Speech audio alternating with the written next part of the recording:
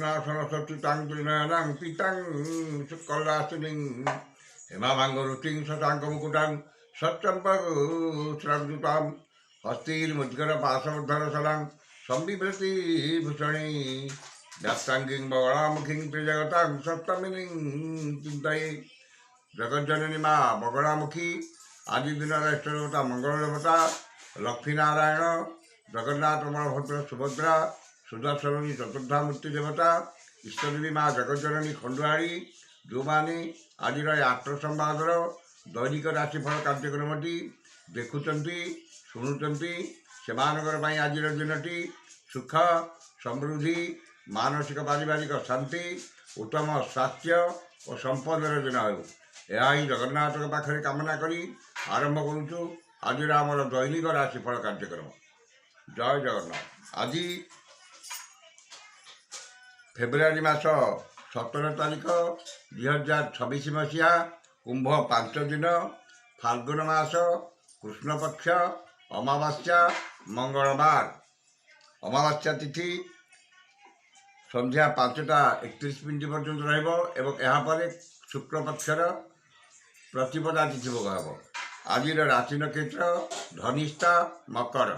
ଧନିଷ୍ଠା ନକ୍ଷତ୍ର ରାତ୍ରି 9ଟା 16 ପର୍ଯ୍ୟନ୍ତ ରହିବ ଏବଂ ଏହାପରେ ଶତଭିଷ୍ଠା ନକ୍ଷତ୍ର ଭୋଗ ହେବ ଏବଂ ଚନ୍ଦ୍ର ମକର ରାଶିରେ ସକାଳ 9ଟା 6 ପର୍ଯ୍ୟନ୍ତ ରହିବେ।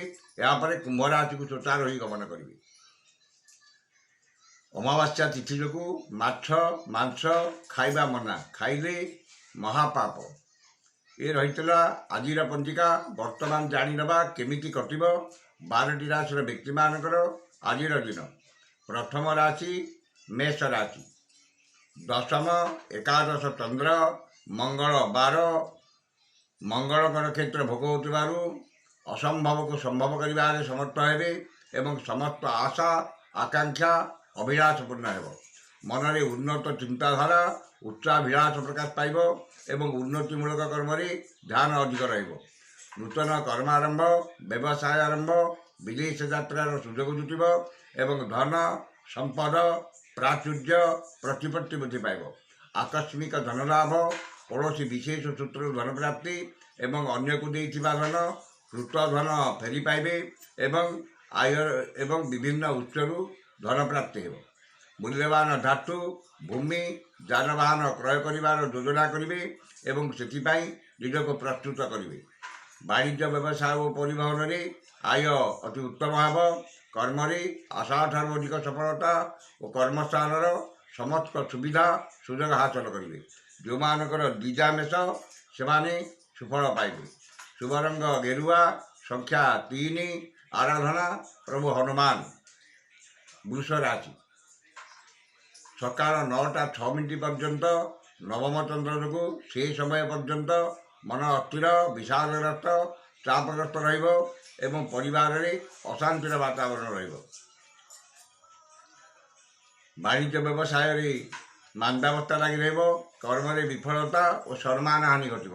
ଏହାପରେ ଦଶମ ଚନ୍ଦ୍ର ଯୋଗୁଁ ସ୍ଥିତିରେ ପରିବର୍ତ୍ତନ ଆସିବ ଏବଂ ହୃତ ଗୌରବ ହୃତ ସମ୍ମାନ ପୁନଃ ପ୍ରତ୍ୟାବର୍ତ୍ତନ କରିବ। କର୍ମ ପ୍ରତି ଏକାଗ୍ରତା ଆନ୍ତରିକତା ଅଧିକ ରହିବ ଏବଂ ସମସ୍ତ କର୍ମରେ ଆପଣଙ୍କର କର୍ମକୁଶଳତା କାର୍ଯ୍ୟଦକ୍ଷତା ଓ ସମୟାନୁବର୍ତ୍ତିତା ପ୍ରକାଶ ପାଇବ। ସମସ୍ତ ଅସମ୍ପୂର୍ଣ୍ଣ କର୍ମକୁ ପୂର୍ଣ୍ଣାଙ୍ଗ ରୂପ କରିବାରେ ସମର୍ଥ ହେବେ ଏବଂ ସମସ୍ତ କର୍ମ ଆଜି ଆପଣଙ୍କ ପାଇଁ ସହଜ ହେବ। ମନରେ ସତ୍ ଚିନ୍ତା ସଦ୍ଭାବନା ପ୍ରକାଶ ପାଇବ ଏବଂ ସତ୍ କର୍ମରେ ଅଧିକ ଆଗ୍ରହ ରହିବ। ବାଣିଜ୍ୟ ବ୍ୟବସାୟ ଓ ପରିବହନରେ ଆୟ ଯାହା ହେଲେ ମଧ୍ୟ ମନରେ ଆତ୍ମସନ୍ତୋଷ ଆତ୍ମତୃପ୍ତି ରହିବ। ଯେଉଁମାନଙ୍କର ରୋହିଣୀ ବୃଷ ସେମାନେ ସୁଫଳ ପାଇବେ। ଶୁଭ ରଙ୍ଗ ସିଲଭର, ସଂଖ୍ୟା 2, ଆରାଧନା ମା ଗାୟତ୍ରୀ। ମିଥୁନ ରାଶି। ସକାଳ 9ଟା 6 ପର୍ଯ୍ୟନ୍ତ ଅଷ୍ଟମ ଚନ୍ଦ୍ର ଓ ପରେ ଘାତ ଚନ୍ଦ୍ର ଯୋଗୁଁ ବାଦ ବିବାଦ, ସ୍ୱାସ୍ଥ୍ୟ, ଆର୍ଥିକ କାରବାର, ଉଚ୍ଚସ୍ଥାନ ଆରୋହଣ, ଗ୍ୟାସ୍ ଇଲେକ୍ଟ୍ରିକ୍ ସରଞ୍ଜାମ ବ୍ୟବହାର, ଯାନବାହନ ଆରୋହଣ କାଳରେ ସତର୍କତା ଅବଲମ୍ବନ କରିବେ ଏବଂ ପିତା ମାତା ଗୁରୁଜନ କ୍ଷମତାଶାଳୀ ବ୍ୟକ୍ତି ରାଜନୈତିକ ବ୍ୟକ୍ତିଙ୍କ ସହ କଥାବାର୍ତ୍ତା ବେଳେ ଯଥାସମ୍ଭବ ବାକ୍ ସଂଯମତା ରକ୍ଷା କରିବେ। ମାନ ସମ୍ମାନ ହାନି, ମାନସିକ ଦୁଶ୍ଚିନ୍ତା, ପରିବାରରେ ମନମାଳିନ୍ୟ ସୌଜନ୍ୟରେ ବିବାଦ, ପଡ଼ୋଶୀଙ୍କ ସହ ତିକ୍ତତା ଏବଂ ନିଜର ପ୍ରିୟ ବନ୍ଧୁ କିମ୍ବା ପୁରାତନ ବନ୍ଧୁଙ୍କ ସହ ବିବାଦ କିମ୍ବା ତାଙ୍କଠାରୁ ଅପମାନ ମିଳିପାରେ। ଅଯଥା ଖର୍ଚ୍ଚ, ବୃଥା ଭ୍ରମଣ ଲାଗି ରହିବ ଏବଂ ସତ୍ସଙ୍ଗ ପରିତ୍ୟାଗ କରି କୁସଙ୍ଗରେ ପଡ଼ିବେ। ମୂଲ୍ୟବାନ ପଦାର୍ଥ ନଷ୍ଟ କିମ୍ବା ହଜିଯାଇପାରେ ଏବଂ ଧନକୁ ନେଇ ବିବାଦ ଓ ମାରିମୁଖରେ ମାରି ପଡ଼ିପାରନ୍ତି। ବାଣିଜ୍ୟ ବ୍ୟବସାୟ ଓ ପରିବହନରେ ଆୟଠାରୁ ବ୍ୟୟ 2 ଗୁଣ ଅଧିକ ହେବ ଏବଂ ଆର୍ଥିକ ସ୍ଥିତି ବିଗିଡ଼ିଯିବ। କର୍ମରେ ବିଫଳତା ଓ ବାଧା ବିଘ୍ନ ଲାଗି ରହିବ। ଯେଉଁମାନଙ୍କର ମୃଗଶିରା ମିଥୁନ ସେମାନେ ସତର୍କତା ଅବଲମ୍ବନ କରିବେ। ଶୁଭ ରଙ୍ଗ ସବୁଜ, ସଂଖ୍ୟା 8, ଆରାଧନା ଭଗବାନ। କର୍କଟ ରାଶି ସକାଳ 9ଟା 6 ପର୍ଯ୍ୟନ୍ତ ସପ୍ତମ ଚନ୍ଦ୍ର ଯୋଗୁଁ ସେ ସମୟ ପର୍ଯ୍ୟନ୍ତ ସମସ୍ତ କର୍ମରେ ବ୍ୟବସାୟରେ କିଛିଟା ଶୁଭଫଳ ମିଳିବ ଏବଂ ଏହାପରେ ଅଷ୍ଟମ ଚନ୍ଦ୍ର ଯୋଗୁଁ ଧନ କ୍ଷତି, ମାନସିକ ଅସ୍ଥିରତା, ପରିବାରରେ ମନୋମାଳିନ୍ୟ, ସୌଜନ୍ୟରେ ବିବାଦ, ପଡ଼ୋଶୀଙ୍କ ସହ ତିକ୍ତତା ଏବଂ ଶାରୀରିକ ପୀଡ଼ା ଭୋଗିବେ। ଉଚିତ କର୍ମରୁ ବିଚ୍ୟୁତ ହୋଇ ଅନୁଚିତ କର୍ମରେ ଆଗ୍ରହ ରଖିବେ ଏବଂ ସମସ୍ତ କର୍ମରେ ଭୁଲ ନିଷ୍ପତ୍ତି ନେବେ। ମନ ଅସ୍ଥିର, ବିଷାଦଗ୍ରସ୍ତ, ଚାପଗ୍ରସ୍ତ ରହିବ ଏବଂ ଚାଲି ଚଳନ, ବ୍ୟବହାର, କଥାବାର୍ତ୍ତା ବିବାଦୀୟ ହେବ। ବାଣିଜ୍ୟ ବ୍ୟବସାୟ ଓ ପରିବହନରେ କ୍ଷତି ପହଞ୍ଚିବ। କର୍ମରେ ବିଫଳତା ଓ ସମସ୍ତ କର୍ମ କଣ୍ଟକ ସଦୃଶ ମନ ହେବ। ଯେଉଁମାନଙ୍କର ପୁଷ୍ୟା କର୍କଟ ସେମାନେ ସତର୍କତା ଅବଲମ୍ବନ କରିବେ। ଶୁଭ ରଙ୍ଗ ସିଲଭର, ସଂଖ୍ୟା 3, ଆରାଧନା ମା ସମଲେଶ୍ୱରୀ। ସିଂହ ରାଶି ସକାଳ 9ଟା 6 ପର୍ଯ୍ୟନ୍ତ ଘାତଚନ୍ଦ୍ର ଯୋଗୁଁ ସେ ସମୟ ପର୍ଯ୍ୟନ୍ତ ଯେକୌଣସି କର୍ମ କରିବା ପୂର୍ବରୁ ଏବଂ କଥାବାର୍ତ୍ତା ଏବଂ ଅନ୍ୟ ସହିତ କଥାବାର୍ତ୍ତା ବେଳେ ସତର୍କତା ଅବଲମ୍ବନ କରିବେ। ଏହାପରେ ସପ୍ତମ ଚନ୍ଦ୍ର ଯୋଗୁଁ ସ୍ଥିତିରେ ପରିବର୍ତ୍ତନ ଆସିବ ଏବଂ ମନରେ ପ୍ରସନ୍ନତା, ଚାଲିଚଳନରେ ସଂଯମତା, ବଚନରେ ମଧୁରତା, ଦାମ୍ପତ୍ୟ ଜୀବନରେ ମଧୁରତା ଏବଂ ସମସ୍ତଙ୍କର ଶ୍ରଦ୍ଧାର ପାତ୍ର ହେବେ। ମୂଲ୍ୟବାନ ଧାତୁ, ବସନ ଭୂଷଣ, ସୌଖିନ ଘରୋଇ ଉପକରଣ କ୍ରୟ କରିବେ ଏବଂ ଆମୋଦ ପ୍ରମୋଦରେ ଅଧିକ ଧନ ବ୍ୟୟ କରିବେ। ମାନସିକ ପାରିବାରିକ ଶାନ୍ତି, ଦାମ୍ପତ୍ୟ ଜୀବନରେ ମଧୁରତା ଆସିବ ଏବଂ ପରିଚିତ ମହିଳାଙ୍କଠାରୁ ସାହାଯ୍ୟ, ସହଯୋଗ, ଧନ ମିଳିବ। ବାଣିଜ୍ୟ ବ୍ୟବସାୟ ଓ ପରିବହନରେ ଆୟ ଅତି ଉତ୍ତମ ହେବ। କର୍ମରେ ଆଶାଠାରୁ ଅଧିକ ସଫଳତା ଓ ସମ୍ମାନ ମିଳିବ। ଯେଉଁମାନଙ୍କର ପୂର୍ବ ଫାଲ୍ଗୁନୀ ସିଂହ ସେମାନେ ଉପକୃତ ହେବେ। ଶୁଭ ରଙ୍ଗ ଗୋଲାପୀ, ସଂଖ୍ୟା 11, ଆରାଧନା ମା ମାତଙ୍ଗୀ। କନ୍ୟା ରାଶି ସକାଳ 9ଟା 6 ପର୍ଯ୍ୟନ୍ତ ପଞ୍ଚମ ଚନ୍ଦ୍ର ଯୋଗୁଁ ସେ ସମୟ ପର୍ଯ୍ୟନ୍ତ ମନ ଅସ୍ଥିର, ବିଷାଦଗ୍ରସ୍ତ, ଚାପଗ୍ରସ୍ତ ରହିବ ଏବଂ ପରିବାରରେ ଅଶାନ୍ତିର ବାତାବରଣ ରହିବ। ବାଣିଜ୍ୟ ବ୍ୟବସାୟ ପ୍ରତି ଅନାଗ୍ରହ ଭାବ ପ୍ରକାଶ ପାଇବ ଏବଂ କର୍ମରେ ସମ୍ମାନ ହାନି ଘଟିବ। ଏହାପରେ ଷଷ୍ଠ ଚନ୍ଦ୍ର ଯୋଗୁଁ ସ୍ଥିତିରେ ପରିବର୍ତ୍ତନ ଆସିବ ଏବଂ ପୂର୍ବରୁ ହୋଇଥିବା କ୍ଷତିର ଭରଣା କରିବାରେ କିଛି ମାତ୍ରାରେ ସମର୍ଥ ହେବେ। ରୋଗ, ଋଣ, ଦୁଃଖ, ଶୋକ, କ୍ଲେଶ, ମାନସିକ ଅବସାଦରୁ ସାମୟିକ ମୁକ୍ତି ମିଳିବ ଏବଂ ଦେହ ମନ ସୁସ୍ଥ ରହିବ। ପରୋପକାର, ସମାଜ ସେବା, ଧାର୍ମିକ କର୍ମରେ ଅଧିକ ଆଗ୍ରହ ରହିବ ଏବଂ କୌଣସି ସଭା କିମ୍ବା ସଂଗଠନର ନେତୃତ୍ୱ ମିଳିବ। ଶତ୍ରୁମାନେ ମିତ୍ରତାର ହାତ ବଢ଼ାଇବେ ଏବଂ ଆପଣଙ୍କ ବକ୍ତବ୍ୟରେ ସମ୍ମୋହନର ଶକ୍ତି ରହିବ। ବାଣିଜ୍ୟ ବ୍ୟବସାୟ ଓ ପରିବହନରେ ଆୟ ଅତି ଉତ୍ତମ ହେବ। କର୍ମରେ ଆଶାଠାରୁ ଅଧିକ ସଫଳତା ଓ କର୍ମସ୍ଥାନର ସମସ୍ତ ବାଧା ବିଘ୍ନ ଓ ପ୍ରତିବନ୍ଧକ ଦୂର ହେବ। ଯେଉଁମାନଙ୍କର ହସ୍ତା କନ୍ୟା ସେମାନେ ଉପକୃତ ହେବେ। ଶୁଭ ରଙ୍ଗ ମେରୁନ୍, ସଂଖ୍ୟା 8, ଆରାଧନା ମା ଛିନ୍ନମସ୍ତା। ତୁଳା ରାଶି ସକାଳ 9ଟା 6 ପର୍ଯ୍ୟନ୍ତ ଚତୁର୍ଥ ଚନ୍ଦ୍ର ଯୋଗୁଁ ସେ ସମୟ ପର୍ଯ୍ୟନ୍ତ ସମସ୍ତ କର୍ମରେ ବ୍ୟବସାୟରେ କିଛିଟା ଶୁଭଫଳ ମିଳିବ। ଏହାପରେ ପଞ୍ଚମ ଚନ୍ଦ୍ର ଯୋଗୁଁ ମାନ ସମ୍ମାନ ହାନି, ମାନସିକ ଦୁଶ୍ଚିନ୍ତା, ପରିବାରରେ ମନୋମାଳିନ୍ୟ, ସୌଜନ୍ୟରେ ବିବାଦ ଓ ପଡ଼ୋଶୀଙ୍କ ସହ ତିକ୍ତତା ଏବଂ ଇତରଙ୍କଠାରୁ ଅପମାନ ପାଇବେ। ସନ୍ତାନମାନଙ୍କର ଶିକ୍ଷା ଦୀକ୍ଷା କର୍ମରେ ବିଘ୍ନ ଉପୁଜିବ ଏବଂ ସେମାନେ ବିଶୃଙ୍ଖଳିତ ହେବେ। ପାରିବାରିକ ବିବାଦ ଉଗ୍ର ରୂପ ଧାରଣ କରିବ ଏବଂ ପରିବାରର ସମସ୍ତ ସଦସ୍ୟଙ୍କ ମଧ୍ୟରେ ବୁଝାମଣାର ଅଭାବ ରହିବ।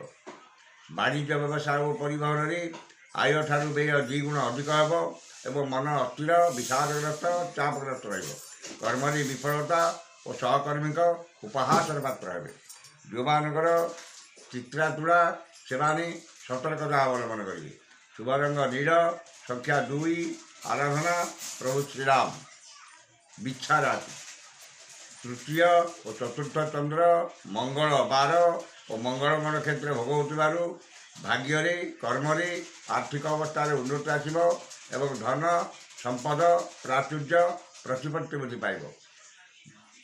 ଗୁରୁଜନଙ୍କ କୃପା, କ୍ଷମତାଶାଳୀ ବ୍ୟକ୍ତିଙ୍କ ସହାୟତା, ରାଜନୈତିକ ବ୍ୟକ୍ତିଙ୍କର ଶୁଭ ଦୃଷ୍ଟିରେ ରହିବେ ଏବଂ କୌଣସି ସଭା କିମ୍ବା ସଂଗଠନର ନେତୃତ୍ୱ ମିଳିବ। ପୁରାତନ ବିବାଦ, ଜମିଜମା ବିବାଦର ସମାଧାନ ହେବ ଏବଂ ମହତ ବ୍ୟକ୍ତିଙ୍କ ସାନ୍ନିଧ୍ୟ ଲାଭ କରିବେ। ନୂତନ କର୍ମାରମ୍ଭ, ବ୍ୟବସାୟ ଆରମ୍ଭ, ବିଦେଶ ଯାତ୍ରାର ସୁଯୋଗ ଜୁଟିବ ଏବଂ ମନରେ ଉଚ୍ଚାଭିଳାଷ ପ୍ରକାଶ ପାଇବ। ସ୍ୱଜନ, ପରିଜନ, ବନ୍ଧୁ ବାନ୍ଧବ, ସହକର୍ମୀଙ୍କ ସହ ସମ୍ପର୍କ ନିବିଡ଼ ହେବ ଏବଂ ପରିବାରରେ ସ୍ୱର୍ଗୀୟ ସୁଖ ଅନୁଭୂତ ହେବ। ବାଣିଜ୍ୟ, ବ୍ୟବସାୟ ଓ ପରିବହନରେ ଆୟ ଅତି ଉତ୍ତମ ହେବ ଏବଂ ନୂତନ ପରିବହନ ବ୍ୟବସାୟର ସୁଯୋଗ ଜୁଟିବ। କର୍ମରେ ଆଶାଠାରୁ ଅଧିକ ସଫଳତା, ଉଚ୍ଚ ସମ୍ମାନ, ଉଚ୍ଚ ପଦବୀ ପ୍ରାପ୍ତ ହେବ। ଯେଉଁମାନଙ୍କର ଅନୁରାଧା ଇଚ୍ଛା ସେମାନେ ଉପକୃତ ହେବେ। ଶୁଭ ରଙ୍ଗ ହଳଦିଆ, ସଂଖ୍ୟା 3, ଆରାଧନା ମା ବଗଳାମୁଖୀ। ଧନୁରାଶି ସକାଳ 9:06 ପର୍ଯ୍ୟନ୍ତ ଦ୍ୱିତୀୟ ଚନ୍ଦ୍ର ଯୋଗୁଁ ସେହି ସମୟ ପର୍ଯ୍ୟନ୍ତ ଧନ କ୍ଷତି, ମାନସିକ ଅସ୍ଥିରତା, ପରିବାରରେ ମନମାଳିନ୍ୟ ଏବଂ ଶାରୀରିକ ପୀଡ଼ା ଭୋଗିବେ। ଏହାପରେ ତୃତୀୟ ଚନ୍ଦ୍ର ଯୋଗୁଁ ସ୍ଥିତିରେ ପରିବର୍ତ୍ତନ ଆସିବ ଏବଂ ଆର୍ଥିକ ସ୍ଥିତିରେ ସୁଧାର ଆସିବ। ମନରେ ଉତ୍ସାହ, ଉଦ୍ଦୀପନା, ପରିବାରରେ ସୁଖଶାନ୍ତି, ସ୍ୱଜନରେ ସୁସମ୍ପର୍କ ଏବଂ ଭାଇ ଭଉଣୀଙ୍କ ପ୍ରତି ସ୍ନେହ, ଶ୍ରଦ୍ଧା ଓ ଆନ୍ତରିକତା ଅଧିକ ରହିବ।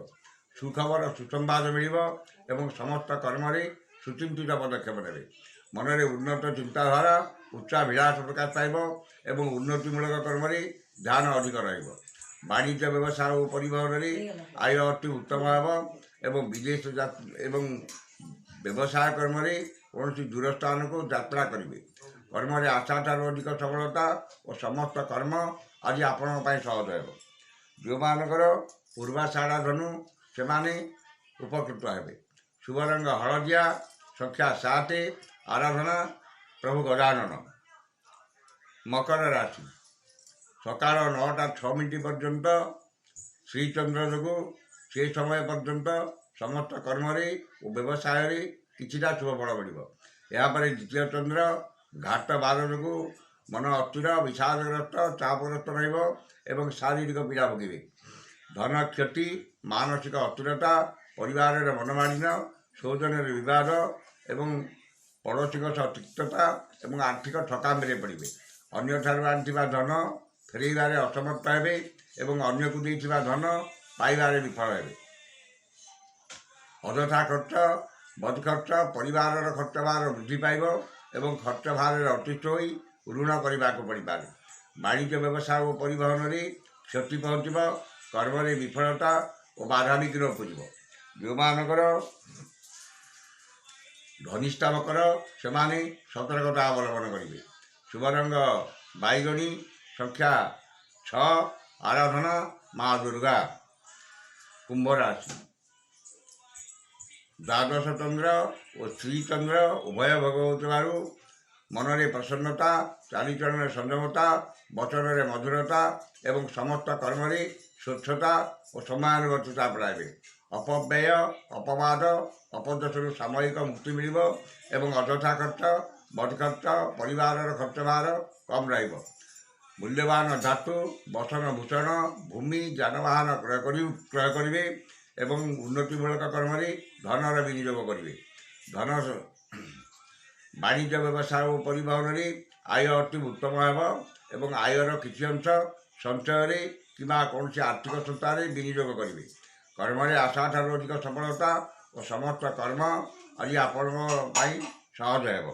ଯେଉଁମାନଙ୍କର ଶତଭିସା ଓ ପୂର୍ବଭାଦ୍ର କୁମ୍ଭ ସେମାନେ ସୁଫଳ ପାଇବେ। ଶୁଭ ରଙ୍ଗ ଇନ୍ଦ୍ରନୀଳ, ସଂଖ୍ୟା 11, ଆରାଧନା ମା ବିମଳା। ଶେଷ ରାଶି ମୀନ ରାଶି ସକାଳ 9:06 ପର୍ଯ୍ୟନ୍ତ ଏକାଦଶ ଚନ୍ଦ୍ର ଯୋଗୁଁ ସେ ସମୟ ପର୍ଯ୍ୟନ୍ତ ସମସ୍ତ କର୍ମରେ, ବ୍ୟବସାୟରେ ସ୍ୱଳ୍ପ ସଫଳତା ମିଳିବ। ଏହାପରେ ଘାତଚନ୍ଦ୍ର ଯୋଗୁଁ ମନରେ ଦୁଶ୍ଚିନ୍ତା, ଦୁର୍ଭାବନା, ହତୋତ୍ସାହ ଭାବ ପ୍ରକାଶ ପାଇବ ଏବଂ ଚାଲି ଚଳନ, ବ୍ୟବହାର, କଥାବାର୍ତ୍ତା ବିବାଦୀୟ ହେବ। ଆୟ 5 ଟଙ୍କା ହେଲେ ବ୍ୟୟ 25 ଟଙ୍କା ହେବ ଏବଂ ଆର୍ଥିକ ସ୍ଥିତି ବିଗିଡ଼ିଯିବ। ଠିକ୍ ସମୟରେ ଠିକ୍ ନିଷ୍ପତ୍ତି ନେବାରେ ଅସମର୍ଥ ହେବେ ଏବଂ ସମସ୍ତ କର୍ମରେ ଭୁଲ ନିଷ୍ପତ୍ତି ନେବେ। ଅଯଥା ଖର୍ଚ୍ଚ, ବଦ ଖର୍ଚ୍ଚ, ପରିବାରର ଖର୍ଚ୍ଚ ବାହାର ବୃଦ୍ଧି ପାଇବ ଏବଂ ବିନା କାରଣରେ ବହୁତ ବ୍ୟସ୍ତ ରହିବେ। ବାଣିଜ୍ୟ, ବ୍ୟବସାୟ ଓ ପରିବହନରେ ଆୟଠାରୁ ବ୍ୟୟ ଅଧିକ ହେବ। କର୍ମରେ ବିଫଳତା ଓ ସମସ୍ତ କର୍ମରେ ଅଯଥା ବିଳମ୍ବ ଦେଖାଦେବ। ଯେଉଁମାନଙ୍କର ଉତ୍ତର ଭାଦ୍ର ଦିନ ସେମାନେ ସତର୍କତା ଅବଲମ୍ବନ କରିବେ। ଶୁଭ ରଙ୍ଗ ହଳଦିଆ, ସଂଖ୍ୟା 9, ଆରାଧନା ମା ତାରା। ଏ ଥିଲା ଆଜିର 12ଟି ରାଶିର ବ୍ୟକ୍ତିମାନଙ୍କର ଆଜିର ରାଶିଫଳ। ସମସ୍ତ ରାଶିର ବ୍ୟକ୍ତିମାନେ ଦିନଟି ଶୁଭ ହେବା ପାଇଁ ଉକ୍ତ ମନ୍ତ୍ରଟି ଋଷ୍ୟାଦି କରି ପାଠ କରନ୍ତୁ। ଋଷ୍ୟାଦିଟି ହେଲା ଏବଂ ଅଶ୍ୟଶ୍ରୀ ମଙ୍ଗଳ ମହାମନ୍ତ୍ରସ୍ୟ ବିରୂପାକ୍ଷ ଋଷି ଅନୁଷ୍ଠୁପ ସନ୍ଦେହ ଅଦ୍ୟ ଦିବସ ଦିବସାଧିପତି ମଙ୍ଗଳ ଦେବତା ସୁବିତୟେ ମଙ୍ଗଳ ଦେବତା ମନ୍ତ୍ର 178 ସଂଖ୍ୟକ ମନ୍ତ୍ର ଜପେ ବିନିଯୋଗ। ଏ ଋଷ୍ୟାଦିଟିକି ଥରେ କରିବେ ଏବଂ ମନ୍ତ୍ରଟି ହେଲା ଓಂ ହୁଁ ଶ୍ରୀଂ ମଙ୍ଗଳାୟ ନମଃ। ଏ ମନ୍ତ୍ରକୁ ସକାଳେ 108 ଏବଂ ସନ୍ଧ୍ୟାବେଳେ 108 ପାଠ କରନ୍ତୁ। ନିଶ୍ଚିତ ଭାବରେ ଦିନଟି ଆପଣଙ୍କର ମଙ୍ଗଳମୟ ଏବଂ ଶୁଭମୟ ହେବ। କାର୍ଯ୍ୟକ୍ରମକୁ ଶେଷ କରିବା ପୂର୍ବରୁ ଆପଣମାନଙ୍କୁ ପାଇଁ ଏକ ବିଶେଷ ସୂଚନା। ଆମର ଏହି ଚ୍ୟାନେଲରେ ଆମେ 2026 ବାର୍ଷିକ ରାଶିଫଳ, ସନ୍ତାନମାନଙ୍କର ଶିକ୍ଷା, ସ୍ୱାସ୍ଥ୍ୟ, କର୍ମରେ ଅବନତି, ବିବାହରେ ବିଚ୍ଛେଦ, କର୍ମରେ ବାଧାବିଘ୍ନ ଏବଂ ଏହିସବୁ ବିଷୟରେ ଆମେ ଭିଡ଼ିଓ ଅପଲୋଡ଼ କରୁଛୁ। ଆପଣମାନେ ଆମ ସହିତ ଯୋଡ଼ି ହୋଇ ରୁହନ୍ତୁ। ଆମେ ଆଗକୁ ଯେଉଁ ନୂଆ ନୂଆ ଭିଡ଼ିଓ ଅପଲୋଡ଼ କରିବୁ ସେଗୁଡ଼ିକ ଯେଉଁଟାକି ପ୍ରଥମେ ଆପଣଙ୍କ ପାଖରେ ଯାଇ ପହଞ୍ଚିବ। ଆଜି ତ ସମୟ ସରିଯାଇଛି। ଆସନ୍ତାକାଲି ଦେଖା ହେବ ଠିକ୍ ଏହି ସମୟରେ। ବିଦାୟ ଦିଅନ୍ତୁ। ଜୟ ଜଗନ୍ନାଥ।